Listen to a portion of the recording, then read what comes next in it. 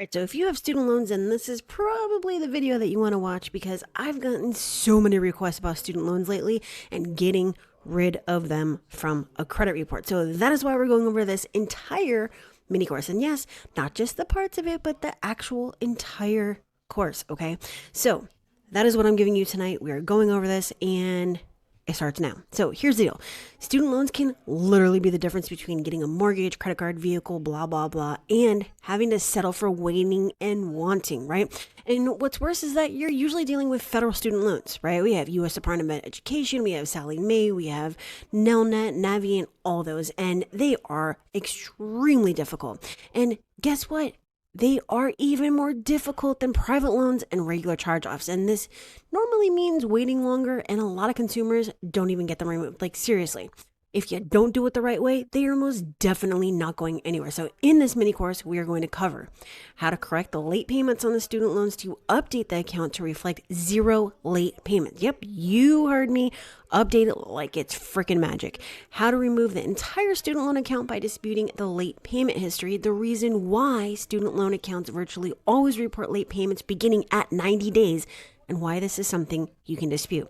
We're also going to go over an example student loan account, dispute reasons for updating and for removing, how to handle student loan collections, as I've already mentioned, U.S. Department of Education, and what to do when the bureaus verify the accounts as accurate. And this part is very, very, very, very, very, very, very important. All right, so let's get to it. So I'm going to go to the next page. And before we get started, you can look at the top of your screen for a link if you want me to do this for you, because yes, there's a ton involved in this. And again, if you don't do it the right way, you are not going to get them removed. Okay.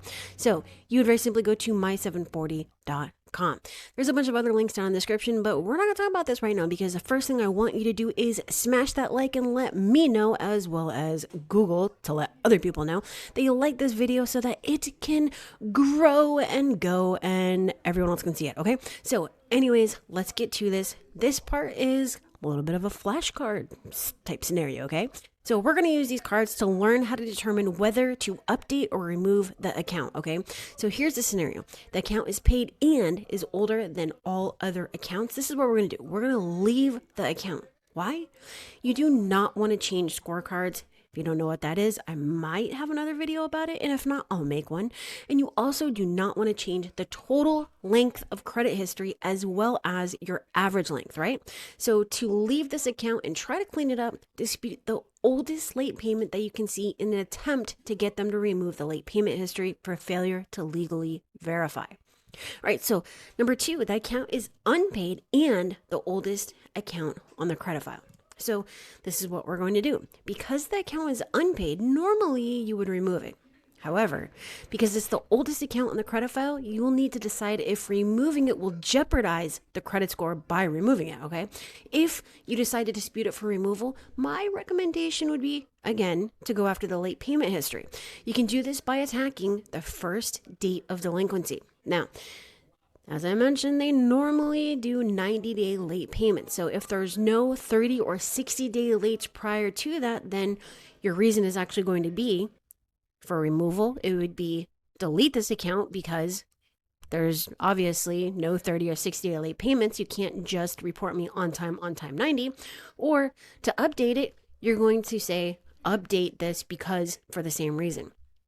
Other regular charge-off reasons, such as date last active, date last paid, etc., going down the high impact hierarchy. And if you decide to leave the account and dispute the late payment history to clean it up, and yes, I do see a typo, CLERN, dispute the late payment history as inaccurate or inconsistent between the 3 bureaus with proof on the credit report, if this is true, in an attempt to clean up some of the late payments. And yes, it's like magic, okay?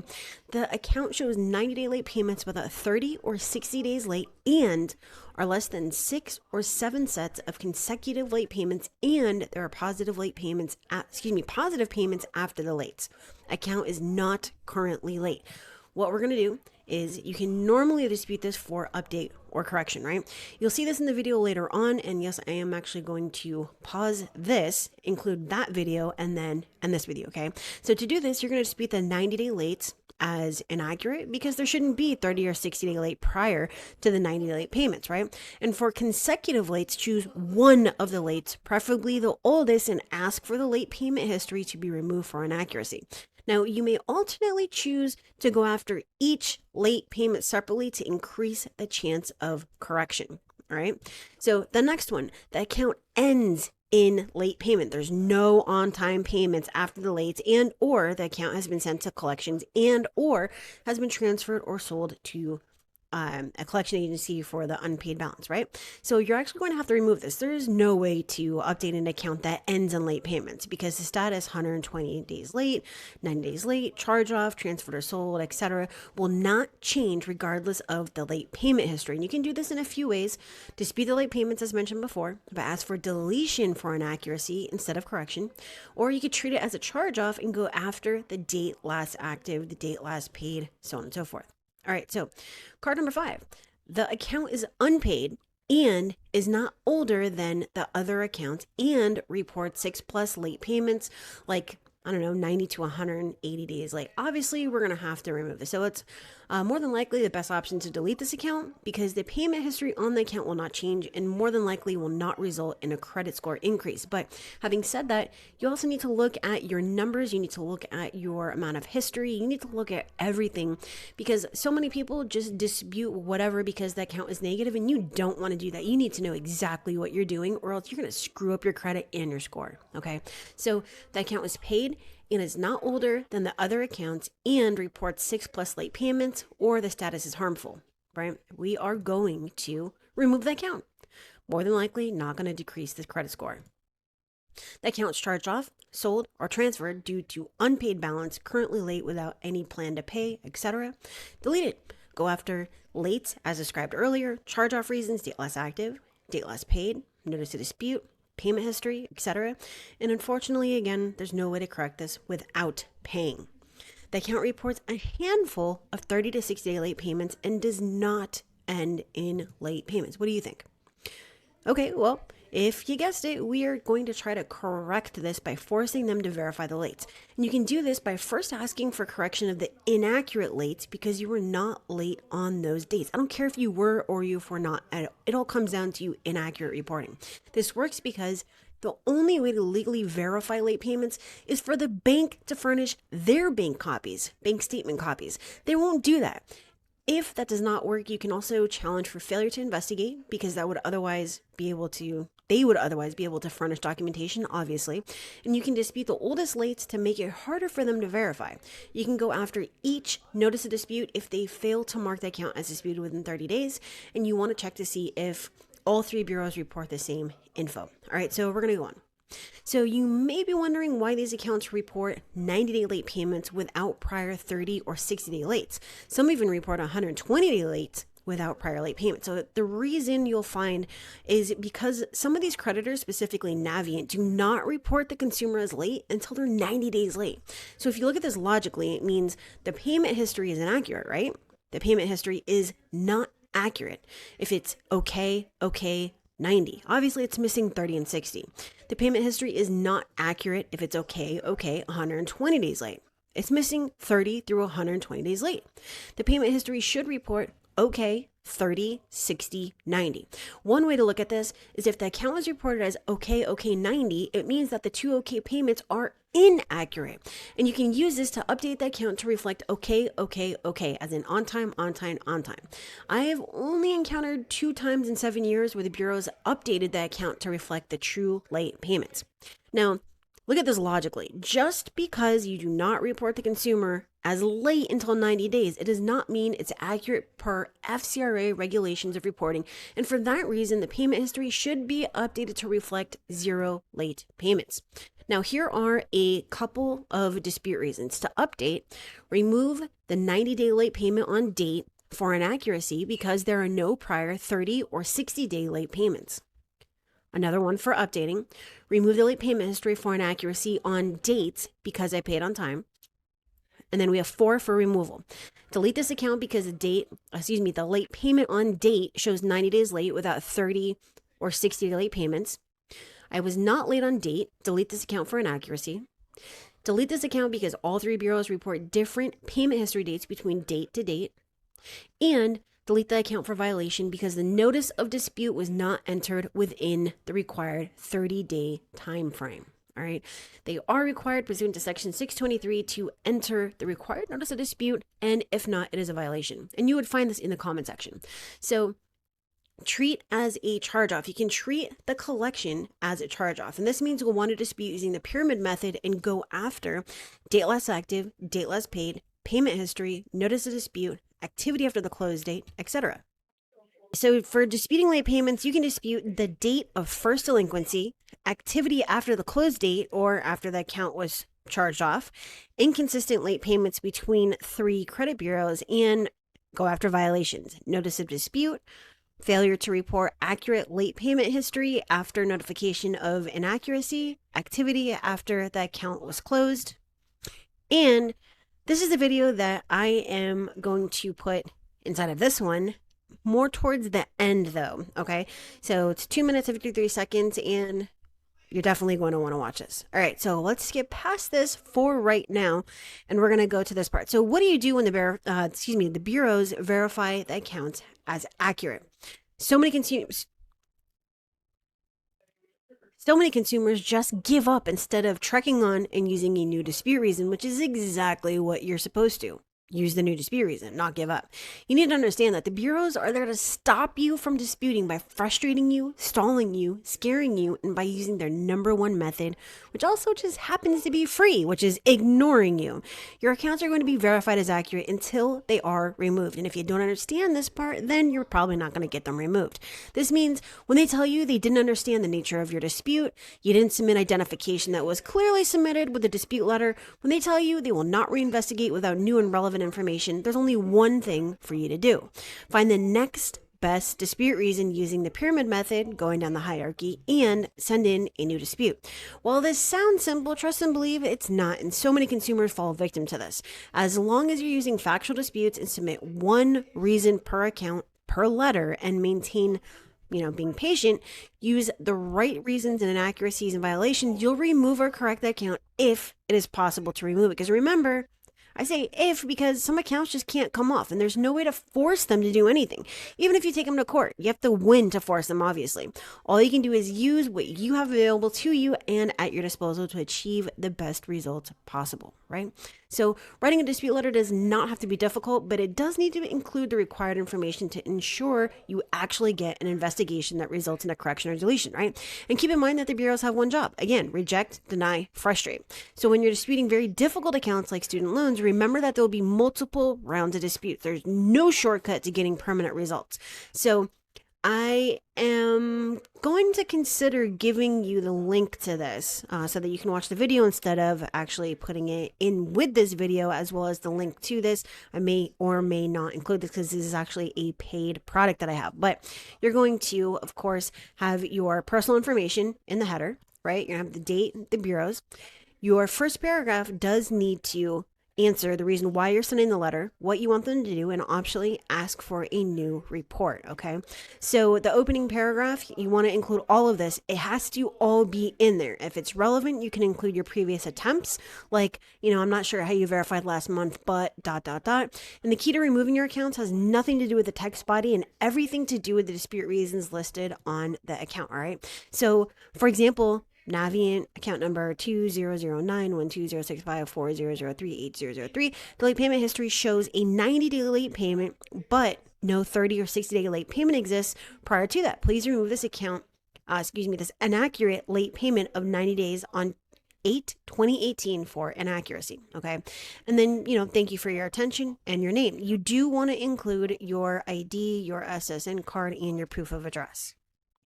In case you didn't know, I have a very specific formula that I use for my dispute reasons, regardless of whether it's for a student loan, whether it's for a collection, a late payment, whatever. So this is how you write disputed account section. Creditor name and account number, like capital 1, account number 517805. And then dispute formula is action, justifier, element, reason, outcome. So action is like delete or remove or correct or update what you're disputing, like the date last active, the reason why you're disputing it, such as 3 different dates on each bureau, the justifier because, and optionally for a late payment, like an outcome, like update the account to paid as agreed, never late. When you put it all together, it's actually really, really simple. Delete this account because the date last active shows 3 different dates on each bureau. Correct the late payments on this account because I was not 90 days late on 2/2018, and update to paid, never late for an accuracy. And then again, remember to include your identification. Okay, so now it's quiz time. What's the best way to dispute a private, unpaid, charged off student loan? And hint, you are disputing for removal. So is it number 1, dispute their lack of a contract? There's no way in hell they'll be able to furnish it. Number 2, dispute the balance. I mean, it's charged off. There should not be a balance on a charge off. Or is it number 3? And I do want you to put your answer down in the comments. Check for blatant inaccuracies. 2, if none exist, go down the hierarchy for charge offs. A, check the date last active. Are there different dates, months and years? Dispute this as inaccurate and ask for deletion. B, if the dates are the same or virtually the same, check the date last paid and follow the same procedure. 3, the dates are the same or virtually the same, check the payment history.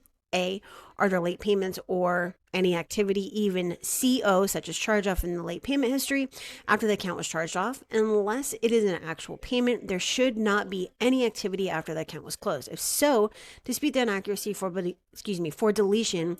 B, if not, find the oldest late payment and dispute it as inaccurate and ask for deletion. Obviously, it's the third one, right? Okay. And yes, this is correct. You want to treat the account as a charge off and follow the hierarchy and pyramid method when dealing with private student loans. Okay, so your goal is to remove a federal student loan. The loan reflects 90 to 180 day late payments in multiple sections of the payment history going back 5 years. The account has a balance of $80,000. High balance is $52,426. Past due is 0, 63,422, and 62,100. What is the best dispute flow for this account, assuming the account information does not change? Is it number 1, the best way to remove federal student loans is to dispute the lack of contract? 2, payment history, late payment should not start at 90 days. 2, past due, reported inconsistently. 3, go down the hierarchy, date less active, etc. Or is it 3, high balance is less than the current balance of $80,000. 2, past due is 3 different figures. 3, late payment history is missing 30 and 60 day late payments. Now, technically, we could possibly go with 2, but we're actually going to go with 3. So the high balance is lower than the current balance of $80,000. High balance is the highest balance that account ever had. Next, there are 3 different figures for the past due. These are blatant inaccuracies and are always disputed first. Okay, so we're going to drag the words into the correct boxes. The best method to update late payments to reflect 0 late when the late payments begin at 90 days and the account does not end in late payments and there are less than 6 lates is to dispute the blank. Blank are notorious for reporting late payments inaccurately and normally do not list the consumer as late until the 3rd month. It is advisable to dispute the blank as inaccurate as I was not late on date to increase chances of removing the late payments. It is not advisable to dispute more than blank for correction because the likelihood of correction is slim. Instead, you'll need to determine if deleting the account will be best or if leaving it on the credit report because of its age would be best. So let's go fill this in. We're going to say Navient and Nelnet for this one. And when the late payments begin at 90 days and the account does not end in late payments and there are less than 6, so we're going to go with oldest late payment, dispute the blank as inaccurate. Actually, I think it's this way first. Then we're going to do 6 plus late payments down here and missing 30 and 60 days up here. There we go. Okay. So let's go to the last part, and this is very simply where if you need help, these are the contacts, and I'm going to figure out if I can stick the other video at the end of this, and if I can, I will, and if I can't, I apologize. But I already gave you all of the information directly from my paid student loan mini course. All right, so if you need to remove these accounts on your credit report, it's really, really, really, really simple. You need to dispute them correctly. You need to be patient. You need to use factual disputes. You need to use a credit sweep. You cannot use templates. Don't dispute online. Don't make phone disputes, and don't use identity theft, right? That was a lot of don'ts, but the do to this is do it the right way. If you need help doing that, go to my740.com. All right, I'm going to see if I can stick that other video on here, and if I can, like I said, I will, and if I can't, you want to remove a student loan, all you have to do is look at the payment history. So it doesn't matter if it's Department of Education, if it's Nelnet, Navient, whatever. If you look at the payment history, you're going to more than likely see this. So let's look at these two accounts right here. Payment history on this one is going to very simply show you August 2019 at 90 days late. As you can see, there are no prior 30 or 60-day late payments. So, hello, how is that possible? It's not possible. And no, it doesn't matter that they only report you as late when you are 90 days late. The FCRA basically states that late payments must begin at 30, then 60, then 90, then 120, then 180, then charge off. Okay, so when you use very simple, common sense, logic, whatever word or phrase you want to throw in there, you're obviously going to see that this just does not make any sense. And on top of that, the fact that December 2019 shows okay, 90 days late. January 20 shows 90, 120. And then February 20 shows 120, okay. So on this account, you can use these errors to actually update the account, get them to remove the late payments, and it'll look like this person has never paid late. But if you look at the payment history on this account, and I'm looking at this top one right here, I would have to say that the only thing that you could possibly do on it is remove the entire account. Now, however, I think the open date on this one was 2008. So because of the age of this, you might actually want to leave this alone. If I were going to do anything, if it were not 2008, I would remove it. If you're going to do anything, I would probably just try to get them to correct this part right here where it's 120, 180, okay. You can use this to probably go after the late payment history. And again, late payments starting at 90 days late. So now when you are over in your credit repair software, you're going to use a dispute reason following the examples that I just gave you, that this account needs to be updated or removed so that it actually shows accurate, right? So we're going to say, update this account to show paid as agreed, never late for payment history, because there's no prior 30 or 60-day late payments before that 90-day late payment. Now, if I were going to delete it, I would say the same thing, but stop reporting this account for FCRA noncompliance due to the fact that, or because of the late payment history starting at 90 days late, or you can say because of the fact that these late payments are completely and totally inaccurate, however you want to say that. You don't have to say totally. And then give the examples of the late payments. I hope this made sense. If it doesn't, just let me know.